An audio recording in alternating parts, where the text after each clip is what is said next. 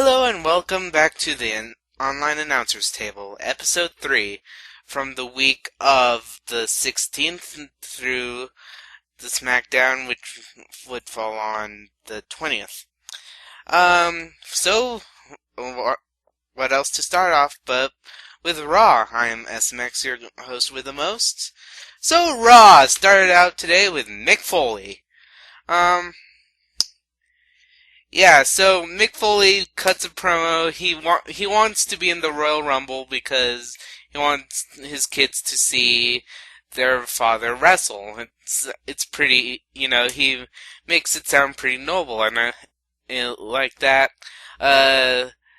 Dolph Ziggler and Vicky Guerrero, who I like to call Team Rocket.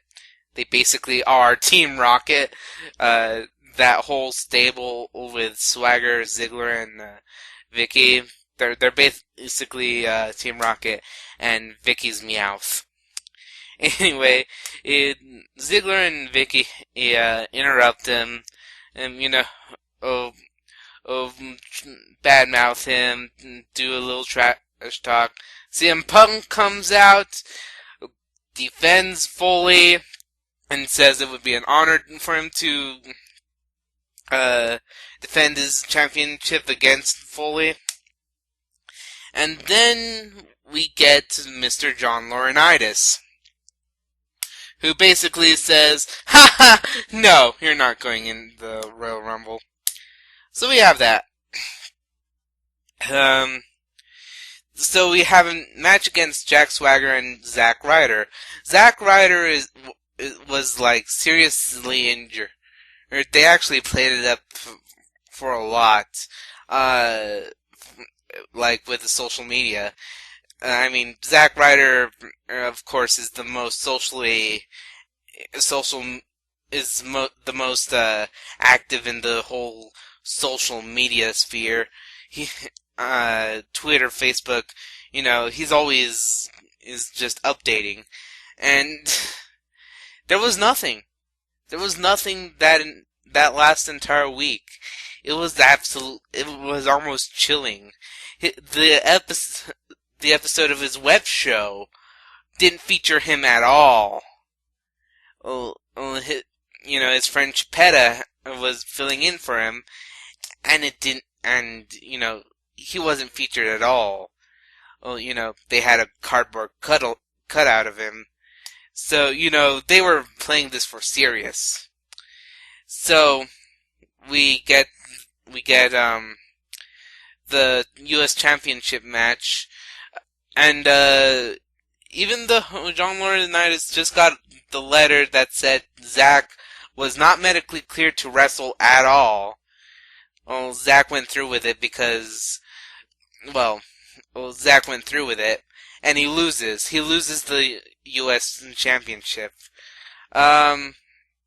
He's going to get it back at the Rumble. I just know it. So, John Laurinaitis, after the match, John Laurinaitis kind of goes in and literally says, "My bad. I only just opened the envelope just until now." And really, what does it say about your business practice when you don't postpone a match? Okay, talking realistically, and I know I'm talking realistically about wrestling, but follow me with this here. Realistically speaking, if you were, the general manager of a sports team, or, one of you, like most of your people were injured, or something, like, you wouldn't start off an injured quarterback on a football team if you weren't sure if they're medically cleared or not. If you were the general manager for, like, a football team, and your starting quarterback was seriously injured, you wouldn't start him, like, on the first quarter, or if you really didn't have the time to open up an envelope and read if he was cleared or not. So, that realistically, that was like, I rolled my eyes. And amazingly, this wasn't like a loophole, because I think they used the whole medically cleared thing once more with Daniel Bryan when he was still the Money in the Bank holder. Uh, in the like Mark Henry, he was injured in Downs, and Daniel Bryan used his Money in the Bank and pinned him, and it seemed like he won the World Heavyweight Championship, but Mark Henry wasn't medically cleared, so he didn't actually win. So I don't know, it's all weird. So Jack Swagger is the new United States Championship. Yeah. I don't think he's going to hold on for that for long. It seems like, again, that whole Team Rocket stable is only meant for them to kind of warm up championships for like the people you're actually rooting for. It's kind of hilarious how out and out heel they are, to the point where Dolph Ziggler does that hashtag heel gimmick, and he hasn't done that. He's kind of transitioning into more of a show-off gimmick, but still, I kind of love how this faction, this stable, is kind of a title warmer stable. So I really kind of have no doubt that Ryder's going to win back the U.S. Championship at the Rumble. So yeah, we had our Divas match next, I think. And, that went as well as you would expect. Oh yeah, and we still had the Funkasaurus Brodus Clay. Actually, for all that my kind of speechlessness and my, that happened, attitude, it's mostly kind of fake, it's kind of not, but, when I facepalm and such, you can't see it, but I'm sure you can hear it, but for all my facepalming, I kind of see where they're going with this. They're just having fun. A fun character that kind of elicits kind of this what the hell attitude from everybody. And I love it. I like Brodus Clay. I am really kind of getting behind his gimmick. I really kind of wish they would stop having him be a squash match machine, though. Because here's every Brodus Clay match so far since his official debut. Silly funk dance number, squash match, silly funk dance number. And I'm like, can we see him wrestle? Can we see him actually put up a fight? Make him fight the Big Show? So we had that. John Laurinaitis puts Chris Jericho into the main event match, which is Daniel Bryan, CM Punk, and Jericho against David Otunga, Dolph Ziggler, and Mark Henry. I'm not sure what Chris Jericho and David Otunga have in common. I don't know. And, but before that, we have John Cena versus Jack Swagger. The lead up to this match is basically John Cena is pissed at Laurinaitis for screwing over Ryder. So John Cena kind of confronts him, and Laurinaitis says, "You know what? You're angry. I can see that. Let's have you burn off that anger. You're going to be in a match with Jack Swagger." So John Cena is absolutely livid, and the match kind of starts. Jack Swagger is doing his theme, I'm the U.S. champion, and then John Cena's theme music comes, and John Cena will have no nonsense. no nonsense on John Cena's entrance. No, there was no witty remark about where he was at the moment at the camera. There was no Marine salute. He went in there, he threw his hat down, he took off his shirt, and he beat the ever-loving hell out of Jack Swagger, and it was awesome.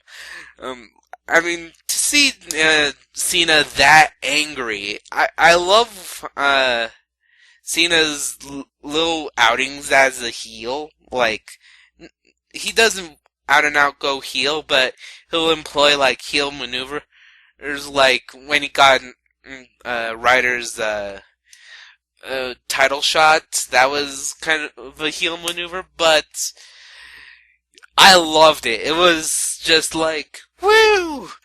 And John Cena just beat the ever-loving crap out of Jack Swagger. And the match wasn't even officially started yet. So it was pretty much just a street fight. I loved it. And after a while, Kane comes in and he's like gloating and said, "I think you're getting it, John. You're learning to embrace the hate." God, I love the new masked Kane. Such a large ham. So we then go into Daniel Bryan cutting a promo against what happened this last Friday. His girlfriend AJ got knocked over by the Big Show, got severely traumatized and hurt, and his promo basically boils down to, "The Big Show's a jerk, my girlfriend is traumatized and will never be the same again." I don't think Daniel Bryan and there's no innocent person here. Daniel Bryan has become, Bryan has become more of a jerk since getting the world championship, and the Big Show has been kind of having this tranquil fury, because no one will ever let him down that he had the shortest title reign in WWE history. So no one's really innocent here. And I'm not really I don't know. I don't think that there's a real heel in this conversation, although I think they're still planning to make Daniel Bryan go full on heel in the near future. So I think that'll be interesting. Daniel Bryan might be one of the most ineffective heels ever, though, just because of his whole gimmick of being kind of an awkward, nice guy. I don't know how they can make that a heel gimmick, but I don't know.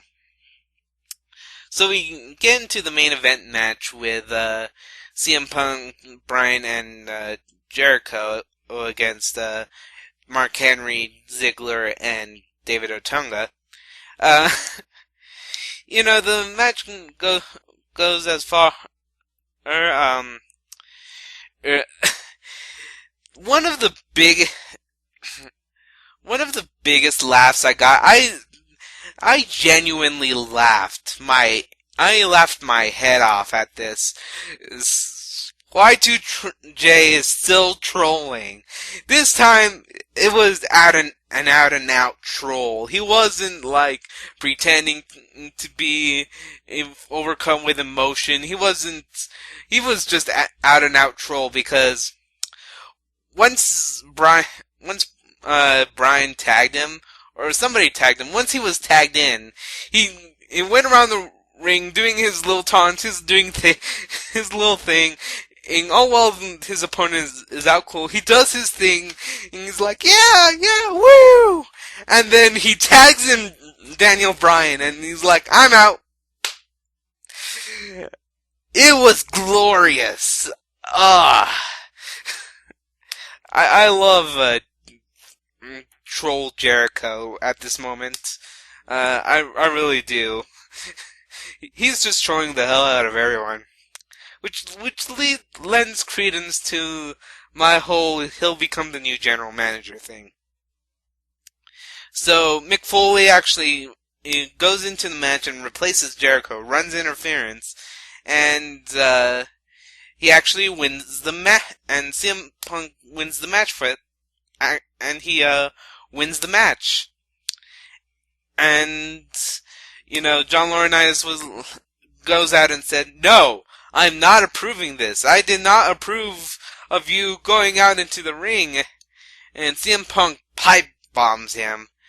And Laurinaitis is still absolutely livid. In fact, when Laurinaitis is angry, his voice is only just his voice only has a little bit of emotion, as opposed to his regular voice, which has no emotion whatsoever. And he just out and out tells us, "Yeah, I'm going to screw CM Punk at the Rumble." So, it still leads credence to that it'll be intercepted, and Jericho will have something to do with the WWE, championship match. Something will happen.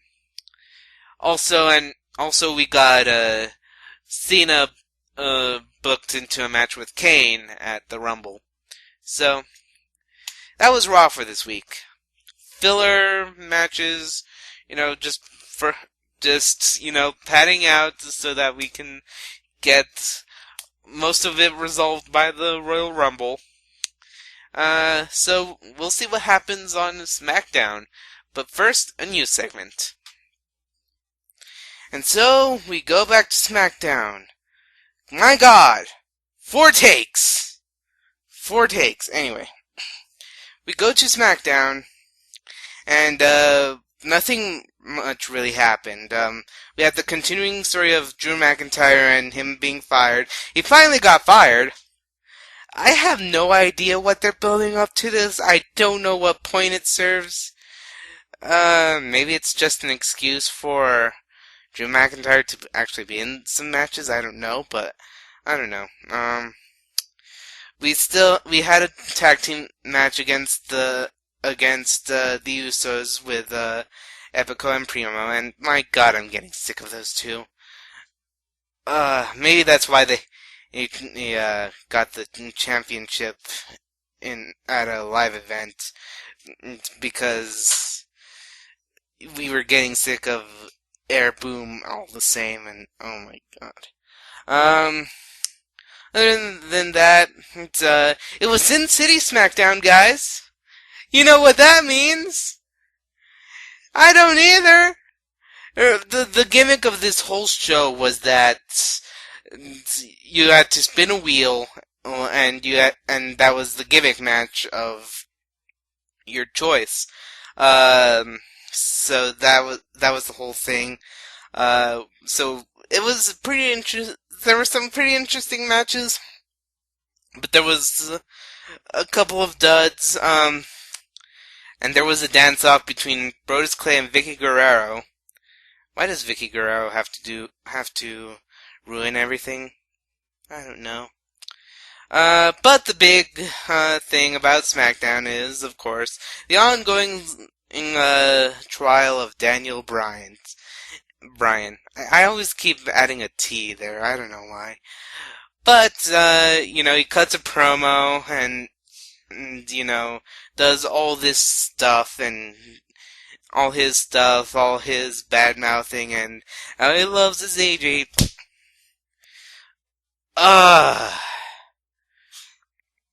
Somehow I really do not like